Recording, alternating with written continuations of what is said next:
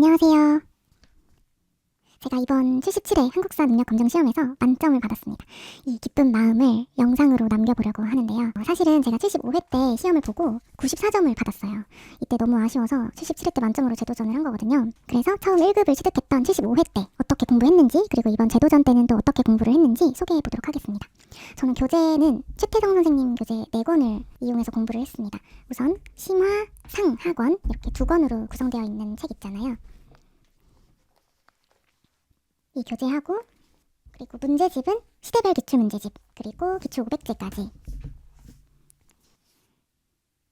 이렇게 총 4권을 가지고 공부를 했습니다. 기출 500제는 시간이 없어서 다 못 봤어요. 왜냐하면 시대별 기출문제집이 문제가 정말 많거든요. 그래도 이거 시대별 기출문제집 한번 풀고 나면 효과가 정말 직방인 것 같아요. 시간적 여유가 좀 있으시다면 시대별 기출문제집 정말 강추입니다. 처음에 75회 하는 건 처음 도전했을 때는 약 한 달 정도 시간을 두고 공부를 시작을 했는데요. 초반에는 조금 어영부영 하다가 거의 2주 남겨두고 이를 갈고 했던 것 같아요. 먼저 최태성 선생님 강의 40개를 다 들어야 되잖아요.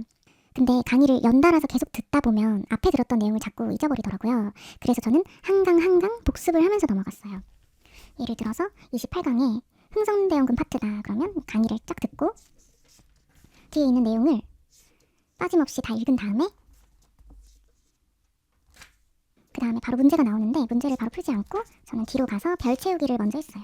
별 채우기를 쫙 복습을 하고 그 다음에 문제를 풀어봤어요. 이렇게 복습을 하고 별 채우기까지 한 다음에 문제를 푸니까요. 문제가 어렵지 않게 술술 잘 풀리더라고요. 그 다음에 마지막으로 시대별 기출문제집을 통해서 아주 완벽하게 끝장을 내고 그 다음에 다음 강의를 들었습니다. 이렇게 한 강 한 강 이런 단계를 거쳐서 하다 보니까 시간은 굉장히 오래 걸렸어요. 이 방법으로 40강을 완강을 하다 보니까 시간은 오래 걸리지만 그래도 한 번 본 내용은 기억에 잘 남아서 꽤 괜찮은 공부법이었다고 생각해요. 저는 막바지에 시간이 너무 부족해서 기출문제는 한 2회차 정도밖에 못 풀어보고 시험장에 들어갔거든요. 그래도 기출문제 푼 거는 그래도 다 90점대가 나와서 안심하고 시험을 치렀어요. 아마도 시대별 기출문제집을 꼼꼼히 풀었던 효과인 것 같아요. 문제를 풀 때는 채점만 하고 끝나는 게 아니라 오답 선지 4개도 철저하게 분석을 했고 그리고 해설지도 정말 꼼꼼하게 읽어봤거든요. 이 시대별 기출문제집이 해설지가 정말 꼼꼼하게 되어 있어요. 물론 기출 500제도 꼼꼼하게 다 되어 있는데요. 정답이 4번이다. 그러면 나머지 1, 2, 3, 5번은 왜 오답인지 다 그러면 또 어떤 시대에 해당되는 내용인지를 꼼꼼하게 다 체크를 하고 그리고 넘어갔더니 다른 시대 공부를 할 때도 굉장히 이게 도움이 많이 됐어요. 그렇게 75회 때 시험을 보고 94점으로 1급을 취득을 했습니다. 근데 아쉽게 틀렸던 이 2문제가 제가 막바지에 시간이 없었다고 말씀드렸잖아요. 급하게 공부했던 현대사 부분이었어요. 그래서 제가 77회 때 재도전할 때는 방법을 좀 바꿔봤어요. 공부를 순서를 거꾸로 했거든요. 현대사부터 공부를 하는 거죠. 제가 현대사에서 2문제나 틀렸었기 때문에 그래 이번에는 현대사부터 내가 좀 약한 부분부터 해보자 해서 현대사, 일제강점기, 개항기, 조선, 고려, 삼국, 선사시대 이런 순으로 거슬러 올라가면서 공부를 했어요. 이미 한번 공부한 거라 같은 방법으로 공부하기는 싫어서 거꾸로 해본 건데 생각보다 재밌었어요. 그리고 강의는 이미 40개 다 들었었기 때문에 또 들을 시간은 없어서 7일 완성 강의를 들었거든요.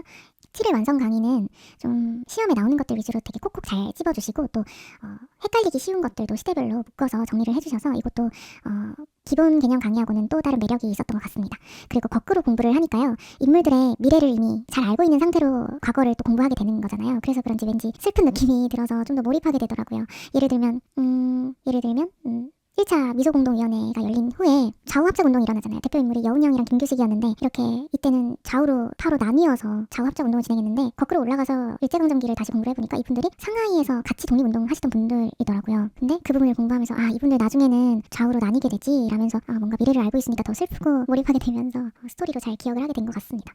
또 2번째 시험 공부였기 때문에 머릿속에 기억에 남아있는 내용이 되게 많아서 훨씬 수월하게 공부를 했어요. 그래서 이번에는 그냥 내용만 공부하는 게 아니라 정말 작은 부분까지도 정말 끄트머리에 나와있는 내용까지도 꼼꼼히 보려고 노력을 했어요. 왜냐하면 제가 만점이 목표였기 때문에 하나라도 모르는 게 나오면 큰일 나는 거잖아요. 만점을 못 받는 거잖아요. 그래서 예를 들어서 고려시대를 이렇게 쭉 공부를 하다 보면 정말 여기 끝에 맨 끝에 나오는 내용 중에 이비패자, 최광수, 이연년 형제 이것들은 제가 두 번째 공부를 하면서 처음 본 내용인 거예요. 이게 삼국 부흥운동 표방이라고 하는 건데요. 제가 처음 보는 내용에서 너무 깜짝 놀란 거예요. 이런 내용이 있었나? 그러면서 그러면 내가 지금까지 꼼꼼하게 다 안 봤나 하는 생각 때문에 갑자기 위기의식을 느끼고 전체적으로 처음부터 다시 끝까지 1회독을 다시 추가했어요. 그랬더니 또 보이는 게 선사시대에서도 또 새로운 게 보이는 거예요. 문제를 풀 때는 별로 어려운 부분이 없었던 게 선사시대였는데 막상 이제 선사시대 내용을 다시 보니까 여기 농경문 청동기라고 해서 따비, 괭이를 사용해 농사 짓고 있는 모습이 새겨져 있는 철제 농기구 부분에 이런 내용들이 나와 있어요. 그래서 되게 쉽다고 생각했던 선사시대 부분에서조차 이렇게 처음 보는 부분들이 자꾸만 나오니까 좀 많이 긴장했거든요. 만점을 못 받을까봐 걱정이 많이 됐는데 이 교재가 생각보다 정말 세세한 내용까지 정말 잘 나와 있는 것 같아요. 연표하고 지도도 있잖아요. 이것도 정말 빼놓을 수 없는 중요한 자료인데 책 앞에 붙어 있잖아요. 이걸 잘라서 어디 이동할 때 수시로 보고 교재에 있는 모든 내용을 최대한 머릿속에 넣으려고 노력을 했습니다. 교재 구성은 정치, 경제, 사회, 문화 파트로 나뉘어져 있잖아요. 그러다 보니까 또 이 연표로 보면 또 새롭게 다가오는 부분들이 있거든요. 그리고 이 지도에서도 현재 지명이랑 옛날에 그 당시에 사건이 일어났던 그 지명이 다른 것들이 많이 있으니까 공부를 안 하면 알 수가 없잖아요. 제가 또 지역 문제에도 많이 약해서 지도도 꼼꼼히 봤습니다. 그래서 이 교재 전체를 꼼꼼히 교재 위주로만 공부를 하면 1급은 물론이고 만점도 충분히 가능하다고 생각을 합니다. 근데 사실 이번 77회에서는 교재만으로는 풀 수 없는 문제도 몇 문제 나오긴 했잖아요. 사실 그런 문제들도 제 생각에는 교재만 꼼꼼히 충실하게 공부했다면 소고법으로라도 어떻게든 풀 수 있는 문제들이었다고 생각은 해요. 근데 어렵게 느껴졌던 이유가 나머지 4개가 틀린 건 확실히 알겠는데 그렇다고 남은 1개가 정답이라는 확신이 없는 상태에서 그걸 골라야 되는 거잖아요. 그렇다 보니까 풀면서 계속 내가 정확하게 알고 푸는 게 하나도 없는 것 같아. 그러면서 계속 그런 느낌으로 풀었거든요. 그래서 풀면서도 이번 만점은 안 나오겠다 하고 체념을 하고 있었는데 정말 운이 좋았던 것 같아요. 그래서 이렇게 목표대로 만점을 받고 한능검을 졸업합니다. 영상 시청해주셔서 감사합니다.